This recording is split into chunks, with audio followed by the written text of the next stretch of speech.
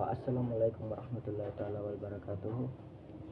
My topic for today is about the online disinhibitions, the causes. So we have here 6 additional online disinhibition. Number 1 is dissociative anonymity. People do not know me. And the number 2 is invisibility. People even see me. 3 is asynchronicity.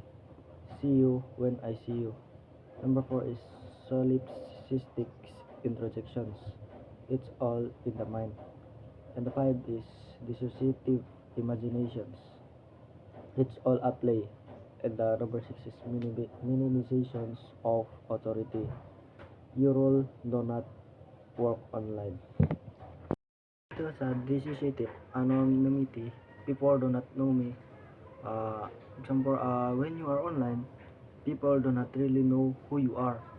You can hide your real name or identity. That's why many people braver to say things. It gives a feelings of freedom kasi hindi ka kilala. Some people even act differently because they feel no one can trace them. Invisibility. Invisibility, people cannot see me. So online, example, online no one can see your face or your expressions.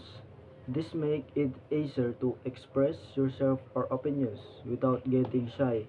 Minsan nga people become more confident or even rude kasi hindi naman sila makikita. So third is asynchronicity. See you when I see you. Like for example, in online messages, you do not need to reply right away. You can think first before answering. Unlike in face-to-face talk, that's why people feel more relaxed when communicating online. Parang may oras ka mag-isip bago ka sumasagot. Yon. Fourth is solipsistic introjections. It's all in the mind. Example, when chatting, you only imagine the other person's voice or reactions in your head.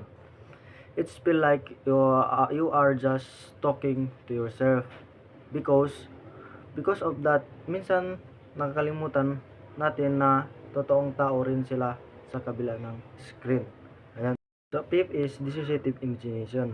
So dito sa dissociative imaginations, sometimes people treat online life like it's not real.